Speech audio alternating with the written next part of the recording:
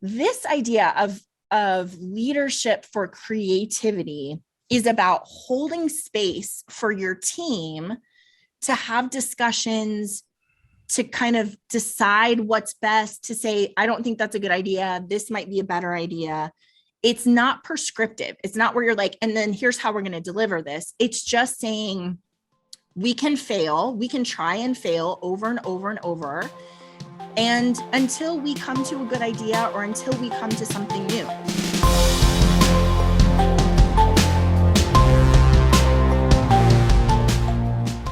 Good afternoon, everybody. I'm Rachel Phillips Buck, VP for Student Success at Ferris Resources, joined today by Mr. Anthony Melchiori. Hello, sir. Hello there. What's up?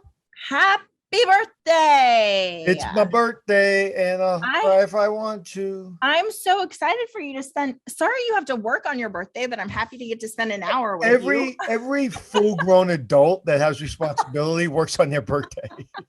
I know, it's so sad. The cutest thing, the thing that made me feel like a little boy today was my friend knows I like Smart Water.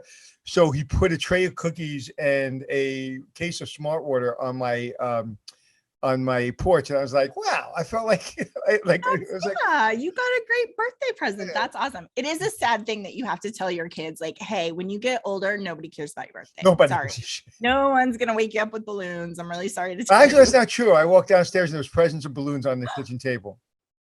Oh, that's a great start to your birthday. Yeah, I'm glad to hear that. Yeah. So we are also celebrating today is our 50th episode of Cap and Gown.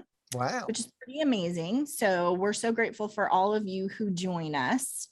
Today, we're going to talk about creative leadership. And I'm really excited because we are taking June and July off.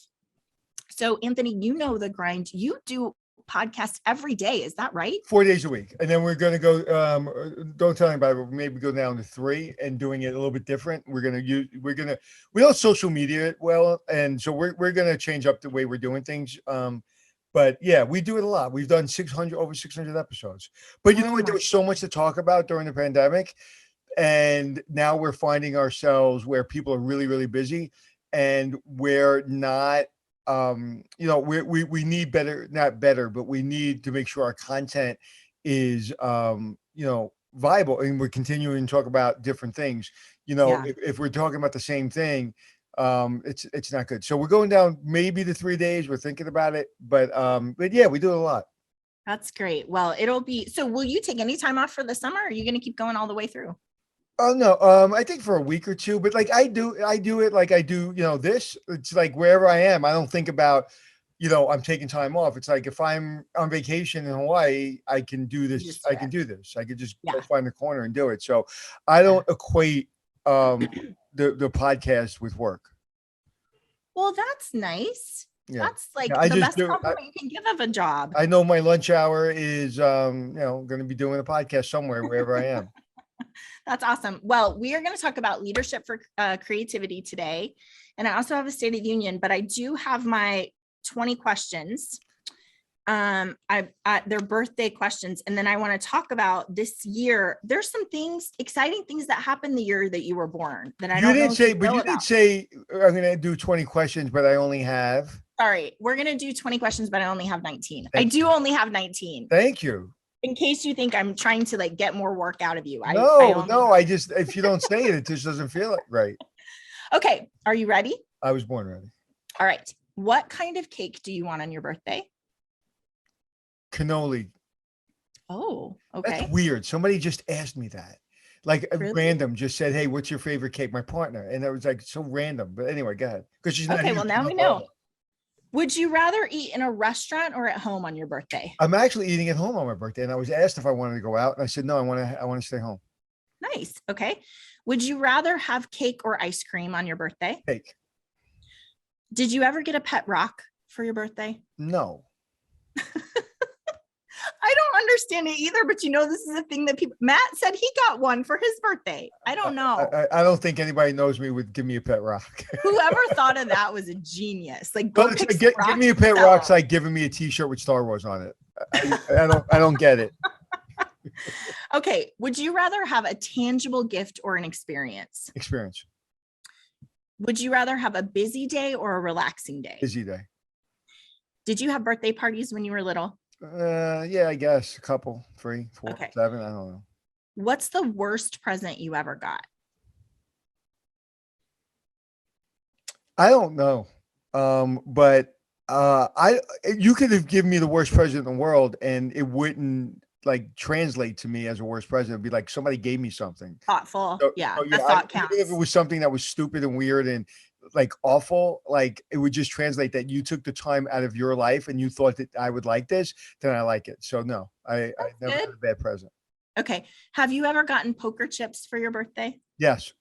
No, not my birthday. I did a deal. I did a business deal. That's not true. I did a Yeah. business deal last year, and the person I brought into the deal sent me a a poker case. Half had real chips with thousands of dollars in them, and one had fake chips with my logo on it.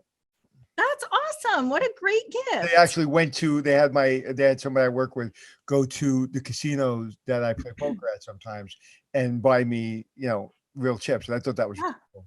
that's super thoughtful. Okay. Have you ever had a McDonald's birthday party?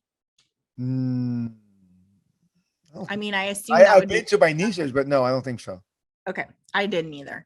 Yeah. Would you rather have 57 candles or 2 candles, a 5 and a 7, or no candles? I like 57. Yeah, that's what I said. I would be like, I want every candle I've earned. Yeah, I Okay. want 57 Friends or family or both for for your birthday party? both. Okay. Would you rather get the game of life, the game of risk, or the game of operation?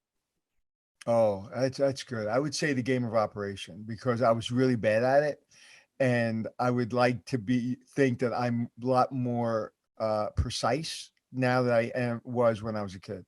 That's great. That would be good practice. Okay, we're almost done. Which would you have rather had in 1971? So you're 6 years old. Matchbox cars or an Etch a Sketch? Matchback cars. Do you want one big present or lots of little ones? I'm not a present guy, but lots of little ones. Okay. Do you have a typical birthday dinner? Like, is there something you always have for your Chicken birthday? parmesan with fusilli with meat sauce. Okay. Would you rather have a summer birthday or a winter birthday? I'd like to be skiing on my birthday. Like Oh, I would like to be snow skiing on my birthday. that would be good. Do you have a favorite childhood birthday? No. Okay. And then does your family sing to you on Kinda your sad, right? birthday? What? Kind of sad.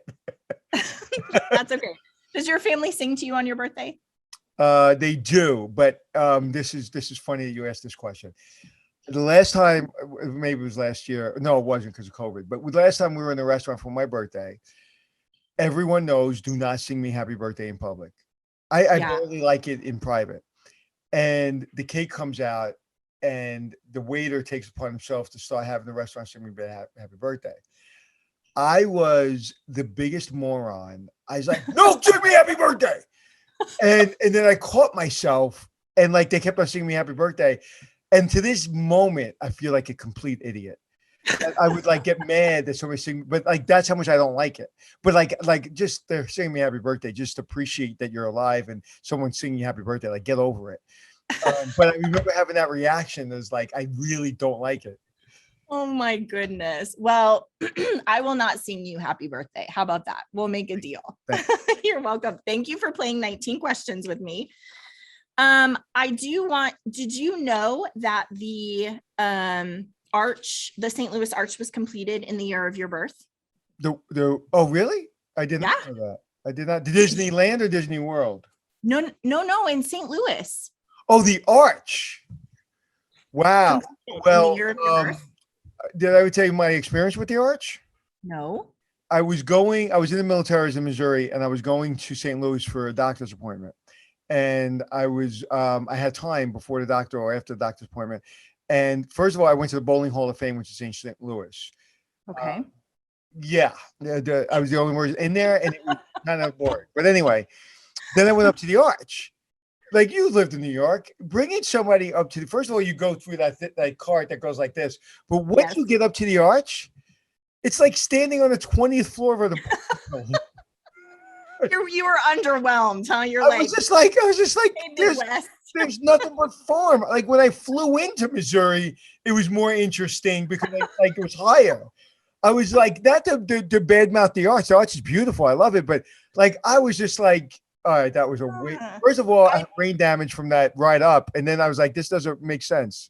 I feel like the bowling Hall of Fame maybe set you up that like it wasn't going to be a great day. Yeah. You know what I mean? I was a little underwhelmed. Yeah. I liked the kind of the museum that was at the bottom, and I liked learning about the arch. But going up to the arch, I mean, I used to go to my aunt's house on the 40th floor in an apartment building when I was a kid. You're like, I'm not impressed. I'm not impressed. Okay, well, listen, there are 4 cars that were released the year that you were born. Okay, that are pretty well known. Hold on. 57 Chevy. Oh wait, I thought you meant Matchbox. I thought you were talking about Matchbox. No. These are like for real cars. Okay, 65 Corvette. I'm sure there was a Corvette, but here's what I have for you. There was a Ford GT40. Okay. Wow. Which this is the car that Ford versus Ferrari, that movie is about. Yeah. To beat the Ferrari, and it did for the next like 3 years. So this is an awesome car that was released that year. Then there was a Porsche, the 912 Porsche. What's interesting about this car is it got 30 miles to the gallon. Wow. Which, yeah. How's that possible? I don't know. Pretty impressive. Okay. Then we have the Ford LTD, which is the biggest car that Ford created in North America for years. It's gigantic. And there's all these rumors about what LTD stands for, either luxury trim decor, limited trim designation, Lincoln type design. And all of the designers, all the people who named it was like, LTD stood for nothing. We just made it up. It just sounded really good. So, but it's a gigantic car. And then the last one is the Mercedes-Benz, which it's a W108. This is a James Bond car. Yeah, that's the car. Like that was like the Bentley of its time. I'm sure there was Bentleys around, but that was like that, or like the Maybach of its time. That's probably a better. Yeah. It's a 4-door and it doesn't have fins. And so it's like everybody knows this car from those cars. Not to interrupt you, but I'm a Volvo guy. So if you look at 1984 Volvo or this Mercedes and just square up the back instead of it being slanted. Yeah. It's literally an 84 white Volvo. Yeah. That's exactly right. I had one of those. Well, that's what was going on the year you were born.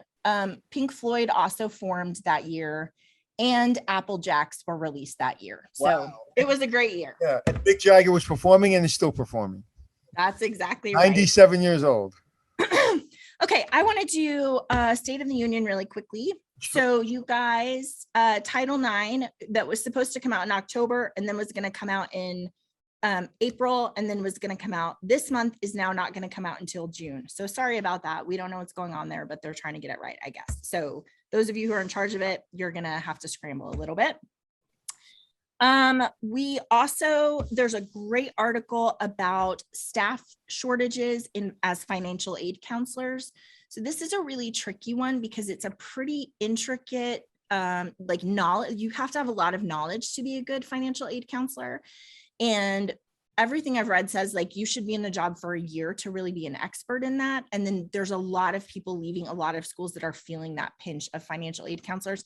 And this is a really bad time for it to happen because everybody's trying to get their financial aid packages set up for the fall. So I'm curious for you guys if you're having that struggle and how you're trying to solve it. Also, a really great article inside Higher Ed about students seeking connections with their professors during office hours. I would encourage you guys to look it up. It's coming out of a student voice survey of 2,000 students. 28% of those students said they've never visited with a professor during office hours. And among those who have visited with a professor, 55 said they've only done it once a semester. And there was a lot of response about like, I went to office hours and then my professor looked at me like, why are you here? And then I never went back again, because it was enough for them to feel unwelcome.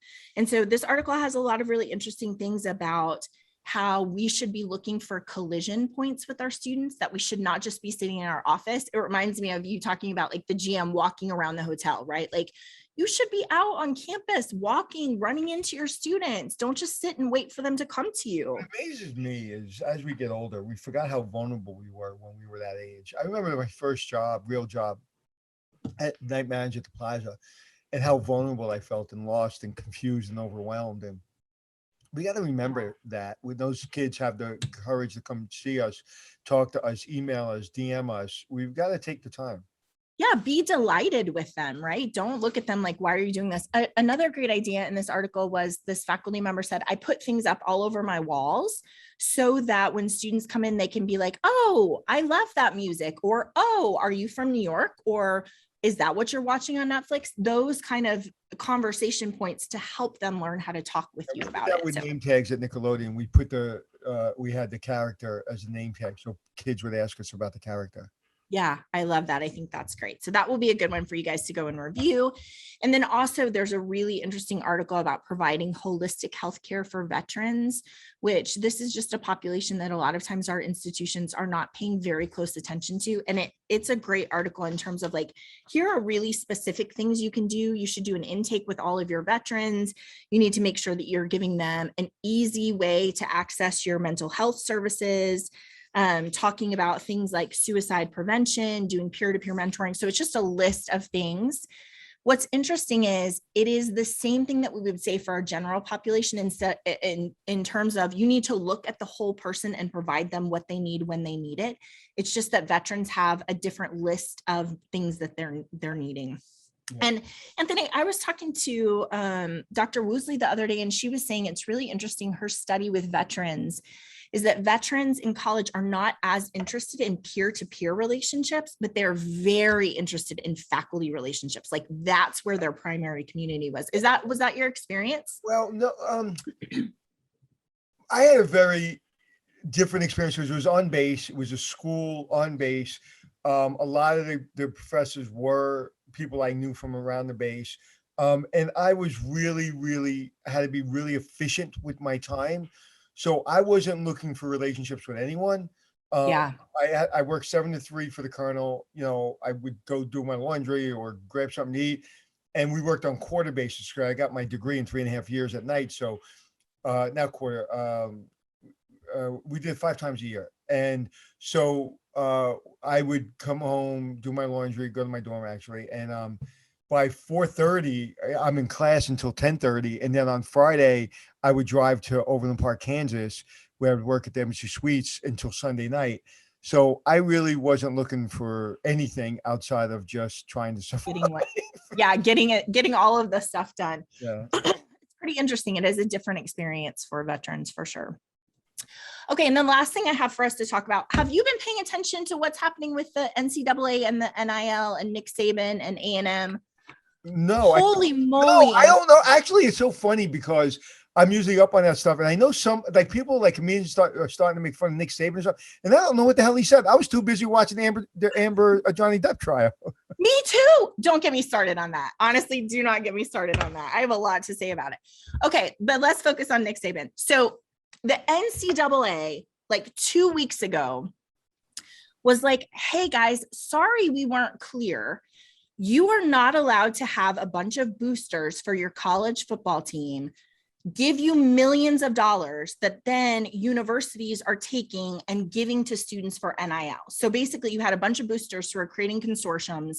Here's $5 million, A&M, take all of that money, make deals for your athletes for NIL so that they'll come and be on your campus. So the NCAA, this is like, I think it was 2 weeks ago, was like, sorry, boosters aren't allowed to be in that process at all. We were not very clear about it. Okay. Then 4 days ago, Nick Saban was like, you're right. You weren't very clear about it. A&M bought every single player they have through their boosters and consortium. So we have not bought anyone, but we can't keep it up because they are funneling millions of dollars to their student athletes.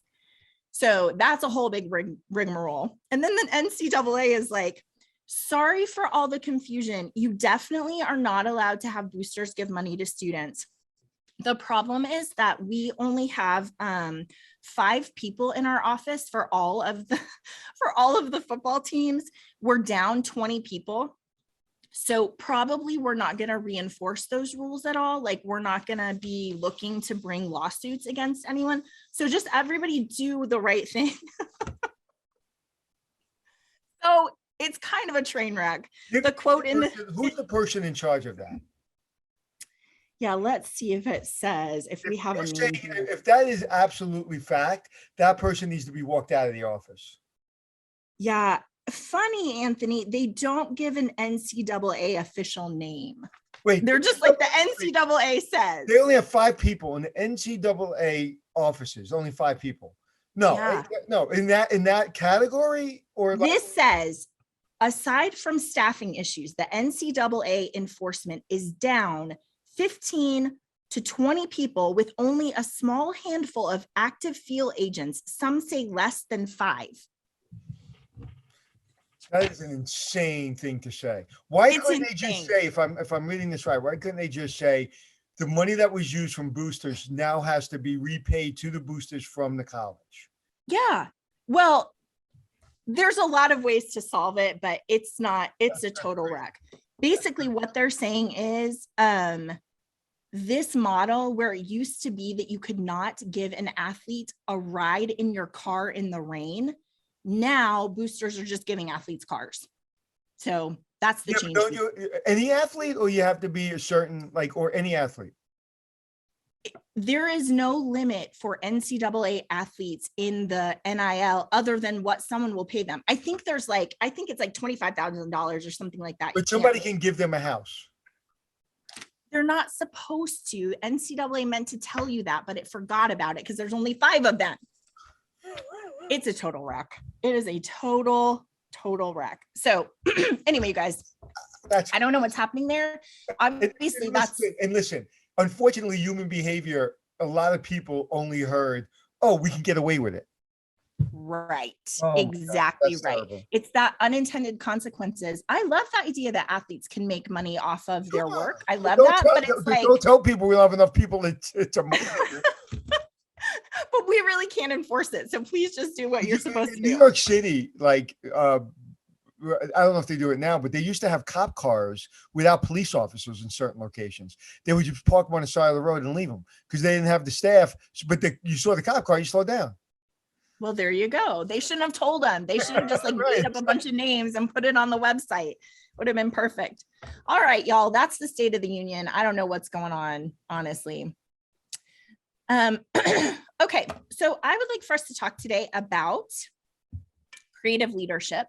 So Anthony, this is a little bit different. Last week you and I talked about leadership for service, and that is really about like getting from point A to point B consistently in the best way every single time, delivering consistently. Everybody knows what you're supposed to do.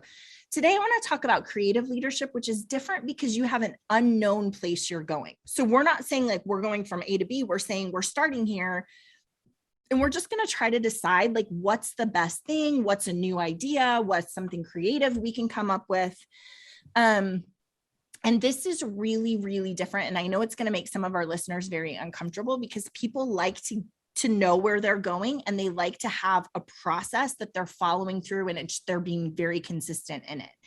And so this idea of leadership for creativity is about holding space for your team to have discussions, to kind of decide what's best, to say, I don't think that's a good idea. This might be a better idea.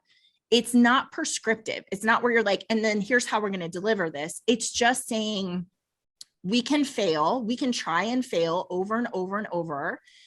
And until we come to a good idea or until we come to something new. And so I'm curious for you because I think that you tend to lead in this like, hey, this is the vision. Here's where we're going. And now we're going to be really consistent in that. Do you have opportunities with your teams to be like, I'm just going to hold space for us all to wonder together and think about and make suggestions and fail together and that sort of thing? You have that experience? I am more the latter, but you have to set a course, right? What's the goal, right? So we have to set the goal. So the goal is not really open for, anyone's opinion. The goal is we have to save the hotel from bankruptcy, right? That's the goal. Right. Right. So I don't really want anybody's opinion because I know what the goal is because that's why I was hired. How we get there has nothing to do with me, almost nothing to do. I'm very, as everybody knows, I'm very opinionated and aggressive and all that. But no, I absolutely don't have a top. I'm the opposite. I don't have a top down. Again, when you're taking over a failing hotel, you got to get rid of the dead wood. That's Right. not what we're talking about here. So if I go in, I don't want anybody's opinion until I get all the people on my team. But once I get everybody on my team, I want to be the dumbest person in the room by far. I literally just want to go, what do we do? What do we do? What do we do? What do you think? What do you think? I don't know. It sounds good. Does that sound good? No, it's not stupid. That sounds stupid. What do we do? Don't ask him. What do we do? Like, I am that guy. I myself look very, very vulnerable and very, almost like I don't know what I'm talking about because I want the best answer all the time. And then what my skill set is I don't let anybody get over on anybody else. Meaning, if that person has the best opinion, I don't care if you're her boss. I don't care who you are. You're going to be quiet and you're going to listen. And then we're going to vote on it. I'm a big voter. We vote all the time. Vote, vote, vote, vote, vote, vote. I'm a big voter. So no, I am extremely collaborative once I have my people. Until I have my people, I'm not a nice person. Yeah. Well, you're a nice person, but you are, I mean, the foundation of leadership for creativity is a team that you can trust for sure. And I love what you said, because one of the things in this book is that it's like super messy.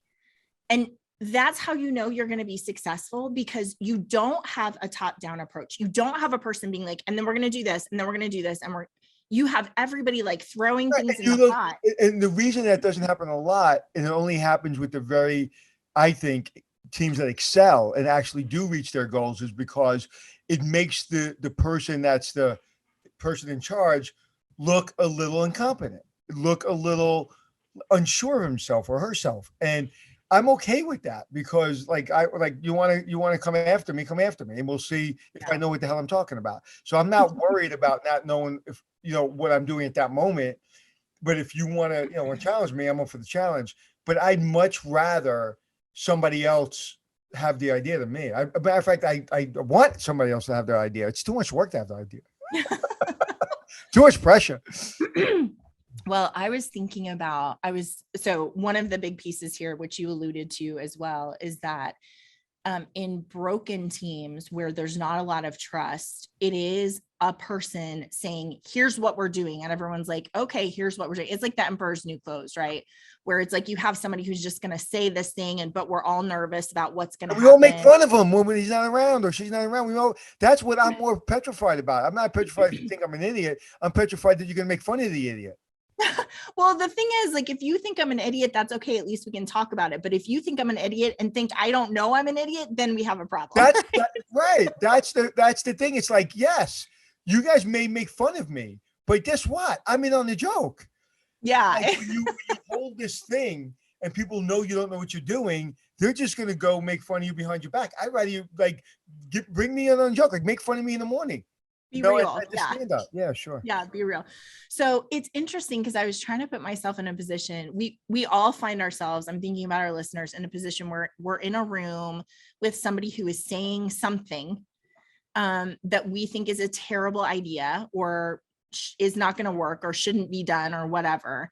And I don't know, Anthony, I think you and I are similar in this, where it's like, against my every desire, if the project is important, I have to say, I think that's a terrible idea. Like, even if I'm trying to be like, Rachel, just don't, like, it'll get worked out. It's okay. I just can't help it. If the project is important, I have to say, I'm sorry, I don't like that idea. Or here's what makes me nervous about that. You're like that too. Yeah. The last thing I want to do is hurt anybody's feelings. So if you're a jerk, for sure, I'll annihilate you. Yeah. And I have no problem. So that's a stupid idea. Happily. Right. I'll happily take you out of your seat. But 99% of the time, the person's a nice person with a really good idea, and I just don't like it. So I am actually the person that is going to be the last person to say anything. But I would never let an idea jeopardize the team. So of course I'm going to say something, but always with the understanding that this person has good intentions. If they do, if they don't, then it's game over. Well, it is the idea of having a team that you can trust. And that I'm saying this not because I don't like you or I'm unhappy with you or whatever, but because the work is so important and what we're trying to accomplish is so important that everybody has to show up with their perspective, and we have to have a fair conversation where I can say. Right. And it's also scary that like the person on my team that I trust is not getting it. So it's like, hey, like, all right, that's not really going to work. And this is, maybe I have to explain myself better. So Yeah. listen, when I have a team I trust, I mean, I would literally give my life for them. And Yeah. literally, and I mean that I've been in positions where I stood up in front of people that were scary for my team. So I just think once you trust people, you can say what you need to say as long as everybody's being appreciative of everybody's effort. Yeah. One of the things in culture code that I really love is they talk about if you have a mediocre team and you give them a great idea, they will make that idea mediocre.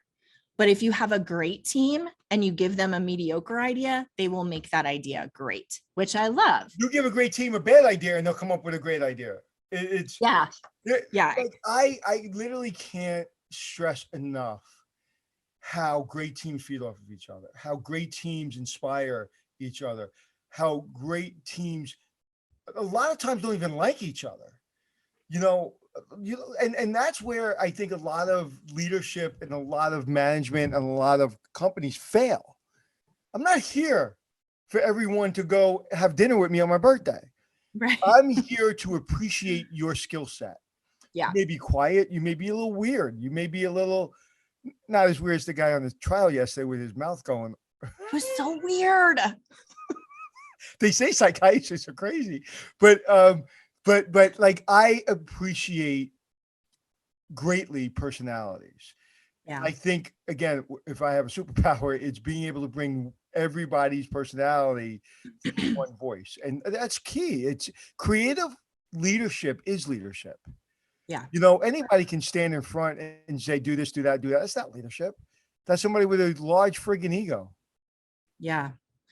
Yeah, Anthony, one of the pieces, especially for creativity, I think that is so important is that it feels like a safe space, that we're not overwhelmed with fear or failure, or like there's no way out. You just have to keep doing the same thing.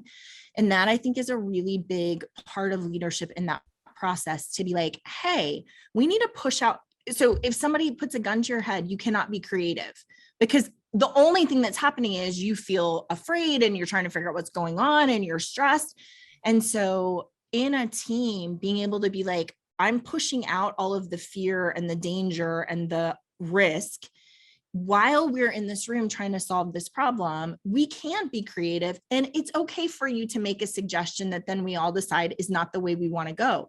But people, I mean, what you said is right. People are they feel so vulnerable, especially when they're proposing an idea, right? Because the worst thing is to be like, I think this is a good idea. And everyone be like, no, that's the stupidest idea. Why on earth would you ever think that? Right.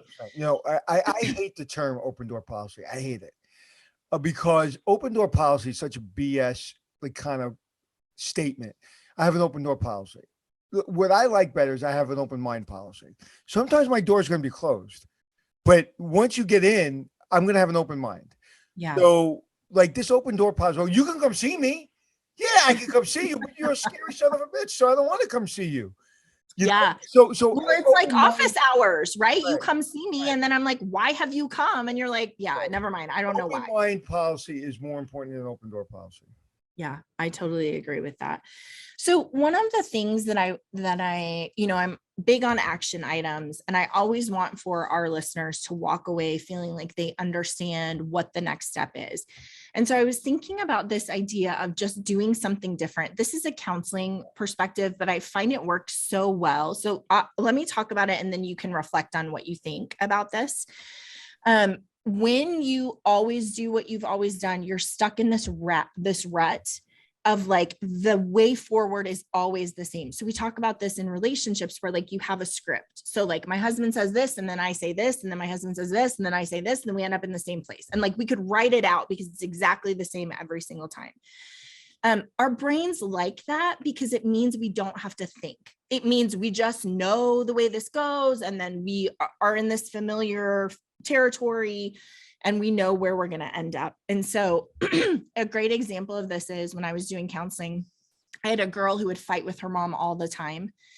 And so I'm like, write the script for me. So the mom says this and she says this and the mom says this. And I was like, hey, can we just do something different? Just one thing different. It doesn't have to be meaningful. Just, can you do something different? Can you, the next time your mom starts to yell at you, can you just say, I'm going to pour a bowl of cereal, which is nonsensical and has nothing to do with anything, but you've never tried it before. So we don't know what's going to happen. And so she was like, okay, she came back the next week and she was like, it changed everything. My mom started to yell at me. And I said, hey, I'm really sorry. I want to listen to what you have to say, but I'm really hungry. Do you mind if I pour a bowl of cereal? And so she goes in the kitchen and she's pouring the cereal and our mom keeps going and she's doing this. And eventually the mom's like, has nothing more to say because she doesn't understand what her role in the script is. And it finished their arguments. Like they didn't have that argument anymore. That just do something different is so hard for our brains. And at the same time, flips us out of this rut where we just know what we're supposed to do and moves us to a creative brain where we're able to say, well, if I could respond in any way, how would I respond? If I could do anything, what would I choose to do? I think it's a really powerful, I find this in parenting, like when I'm in the middle of a thing with my daughter and I'm like, this isn't working, put your shoes on, we're going for a walk, right? Get in the car, we're going to go for a drive. Let's get some ice cream. We just have to do something different so that then we're able to respond in this creative way. I don't know if you've had that experience before where it's like, stop thinking of what you've always done and move over into this thriving creative brain. I think any success I've had has been based on that, meaning in business is I call it something different. I call it upside down thinking. I have a small attention span and I have little patience. As I get older, I'm better, but I don't have a lot of patience. So when I find myself doing something that's annoying myself, meaning I did it again, or I'm talking to someone and they're not paying attention, I immediately by second, third time go upside down thinking. What is the opposite of what I should be doing right now? Okay. Yeah. What is the absolute opposite of what I'm dealing with? And I'll do it. And then you have to be completely opposite, just alternative thinking, right? So I've always done that. I actually teach my managers to do that. It's like, matter of fact, my TV show is my upside down thinking. I didn't want to make rich people rich. What do I do to get everybody to start learning about the hotel business? I'm going to get a TV show. That's upside down because that's not how you do it. You do marketing, you start a consulting business, you go be a professor.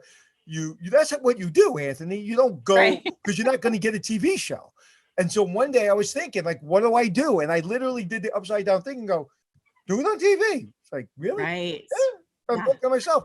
So that was the moment that, I did that. And I actually never realized until we just talked about it, that was my moment of like, I was frustrated and I did something that was not what I should have been doing. I wasn't listening to everybody or myself. It's like, all right, I'll do this and then I'll do that. And so alternative thinking, and you have to take yourself out of the situation. Why do people like working out? Why do people go for walks? Why do people like going out to dinner? Why, just get yourself out of that rut, get yourself out of that situation. How many times we call a friend just to talk, just to stop thinking about what we're thinking about. Yeah. I think the language of that is so powerful because when I do it in my family or even at work, when I do something crazy, like we're just going to do this insane thing, right? If people don't understand that the goal is not to do something crazy, but it is to get us out of what we've always done, then they're like, that's very strange, right? But when you say like, no, we are in the wrong brain right now. The brain right now is not solving problems. Our brain right now is not trying to figure out what to do or what are all the possibilities. We just feel totally overwhelmed and stuck. And so I guess my big thing is like, I want to solve the problem. I don't just want to be stuck in the thing for the rest of my life. You know what I mean? If you look at, like, people talk about road rage, right? You look at road rage. You're in that moment of rage because this person cuts you off. I always tell you, I want to win. Me getting in a fight or road raging or giving them a finger is not me winning. right? Right. That's not alternative thinking. My brain says, and because where I grew up, I grew up in New York, and you gotta be tough, So my brain says, let's go.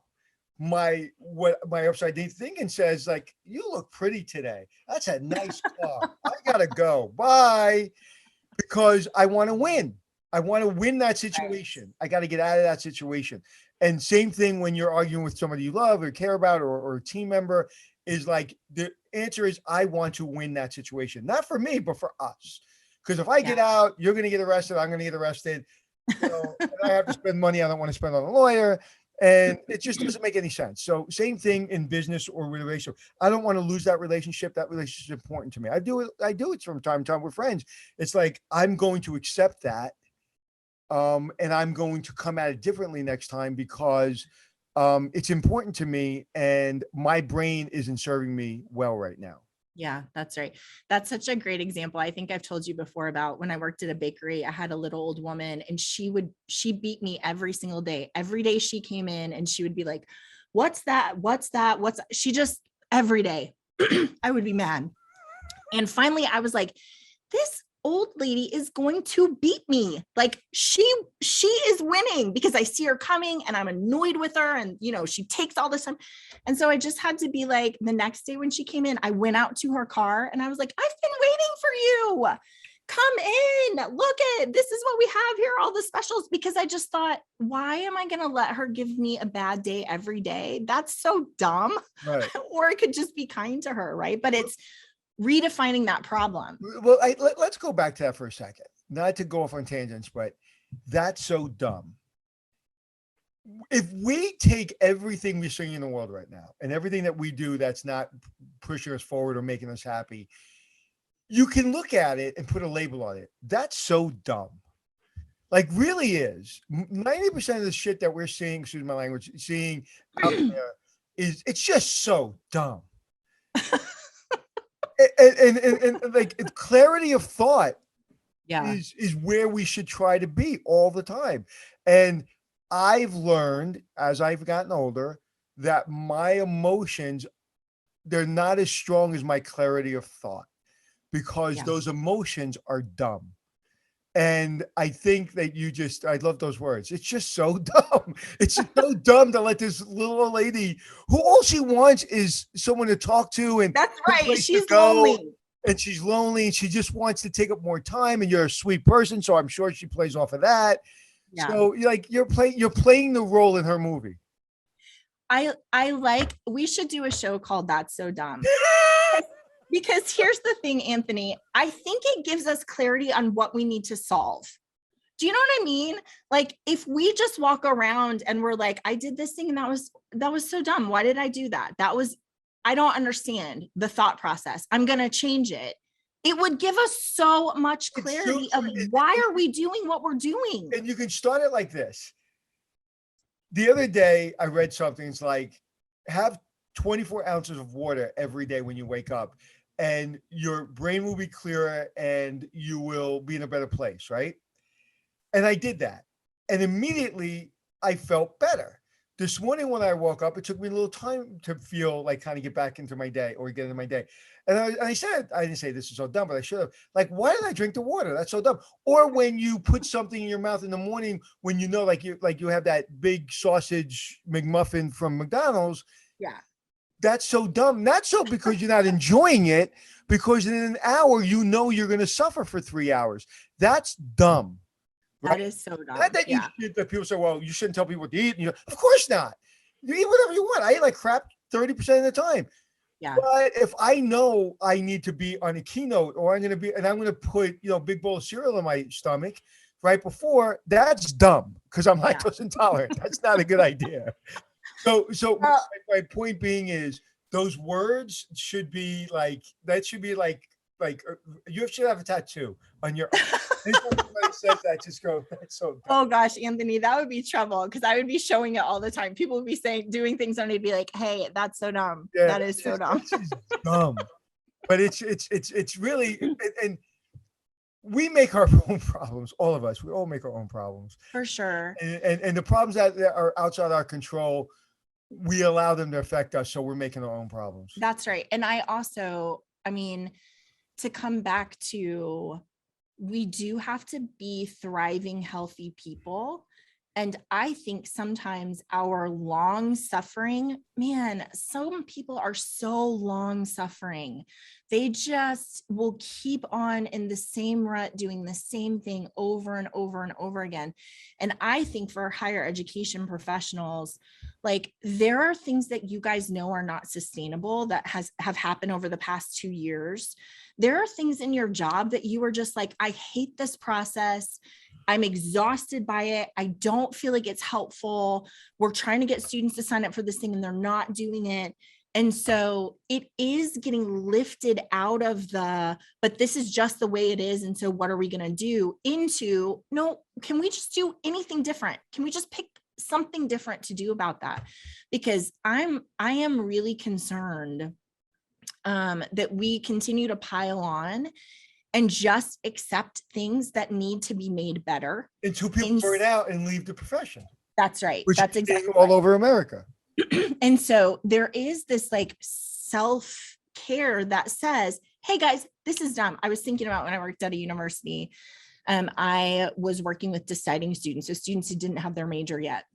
And for a whole year, I had 200 students that I was supposed to meet with, and I'm supposed to do this stuff with them over and over and over. And at the end of a year, I was like, I cannot do this. This is so dumb. So I'm going to have to create a program where we're going to do classes and we're going to have peer mentors, and I'm going to have to spread that work out, because meeting with those 200 students was great for them, but it's not sustainable. So I can do that for 1 year, or I can create a program that's going to solve a bunch of problems, and I can do that for 20 years. Right. And you can enjoy the process. Yeah, absolutely. And you need those creative partners to be like, let's just do anything different. Let's pick a process and do something different. Yeah, and I write about it in my book. It's about accepting, I really, really try to underline, you don't have to be like me or be like anybody, but just don't accept things you're not willing to accept. Because the one thing you accepted this morning from that Starbucks clerk is now you're going to accept something from your kid. Now you're going to accept something from your boss. So by the end of the day, you're so exhausted in not being true to yourself. Like, I think I've told you this before. My favorite thing to a rude person serving me is, was I in your kitchen this morning? And they always look at me. They never say anything. They look at me, and my wife goes, "Oh my God, here he goes." I go, "Because I don't think I'm the one who peed in your Cheerios." So can you just can we be good with each other right now? And it wasn't me. But the reason I do that is because I'm going to carry that with me if I don't. When I do that, I make myself laugh, and I hold them accountable, and I don't worry about it anymore. But that's the problem. If my boss comes in and says something that I know is dumb and it's not going to push us forward you've got to do, there's lots of things you can do. And people say, well, no, I'll get fired. Then guess what? That may be something you need to worry about and get yourself another job. And in today's society, if you can't get a job, you don't have a computer and you don't have a brain. I mean, I just said today on my podcast, you can go from a housekeeper to CEO of a brand by Friday. You're on Monday, you'll be a CEO by Friday. Yeah, that is so crazy. Well, for us, I think we talked about this last time, higher education, we are about to move into our season of what did we do last year that worked great, and how are we going to change it for this coming year? So summer typically is a time where we're planning and we're thinking about new initiatives and new, what's going to happen in the fall. How are we going to change things up? I've heard from so many of our listeners that are like, I'm kind of nervous because the summer is here and I had a whole list of things I was going to do in the summer, and now it's summertime. But I will say, you guys, I think our action items are just to commit to do something different. And remember, it doesn't have to be a meaningful something different. It just has to get you out of this brain that's in the way that you've always done it. I would say, like, drive home from work a different way, right? Move your desk in your office. Decide to have lunch in a different place. Decide you're going to go have lunch in the cafeteria. There are things that you can do to challenge your brain to say, we can be creative thinkers. We can think of new things. We can think of great solutions. And remember why, not to interrupt you, but remember why you got into the profession. Anytime I'm having those moments where I'm frustrated, why do I love doing it? And I go back to when people stop me, or people, the other day I don't know where the hell I was in Vegas, or California, I don't remember. And somebody stopped me and thanked me for DMing that. They DM'd me on LinkedIn, and then and they were like, oh, you helped me with the paper. Couldn't believe you gave me your phone number. And and it really stopped me and said, this is why I do this. Yeah. This is why I'm going to get another television show, because I need to make that impact. I need to do that. So with everything I'm doing now, my keynotes, my business, and everything, that's great. And I love it. And I love it. But what I really love is I love somebody stopping me and saying, thank you for helping me. Thank you for teaching me. You don't know who I am. And that, to me, is what sustains me. And I think that we've got to go back to that. If you're a teacher, you truly, like you love helping people, but you knew you couldn't help 200 because then you're not helping yourself. And if you don't help yourself, you can't help them. So that was a great example of someone is saying, I'm going to go back to why I love this. I love this because I want to help people. But this is somebody else's idea. Because if we, there's two schools of thought. If you only listen to your ideas, maybe you'll be in complete control and you have great success. Or if you only listen to your ideas, you'll be a failure. Somewhere in between is success. Surely there's a middle ground there, right? Where you can use your team. Lisa is saying, Anthony, that graduation is such a great reminder for people in higher education of why we do this, that you get to see these students that you've poured into, right, walk across the stage and you get to shake their hand and be like, hey, your life is different now. I have a small story, part of your story for success. And you're going to go on and impact the world for good because of the time that we spent together and the ways that I invested in you.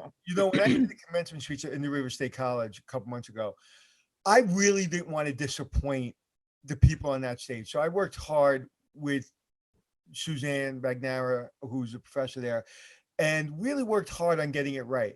And then when I was on the stage, I realized that's not who I was trying to get it right for. I thought it was for the parents, because those parents in those stands, the pride in them and the tears and the clapping and they're all here. Like, this is the moment they've all dreamed of since their kid's born.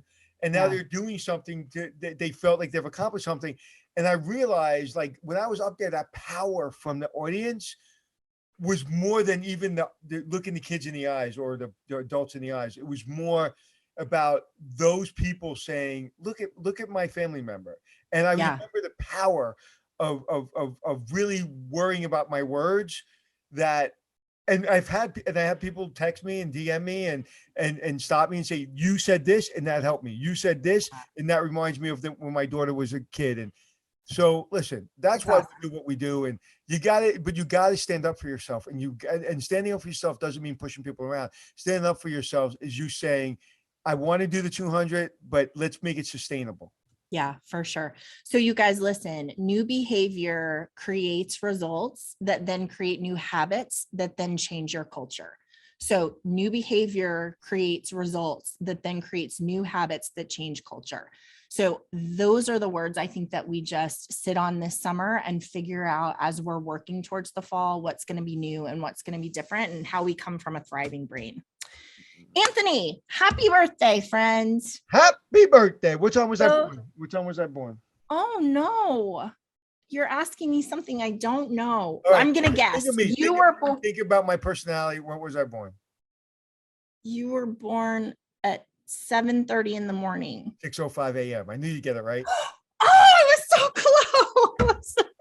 That's awesome. I hope you have a great day. Oh, thank you. I have a good day because I saw you today. Well, thank you. You guys, we will be back next week for our last one before we take off with the summer. And we have a great big announcement next week. So make sure you join us. Thank you, friends. Good to see you. Bye.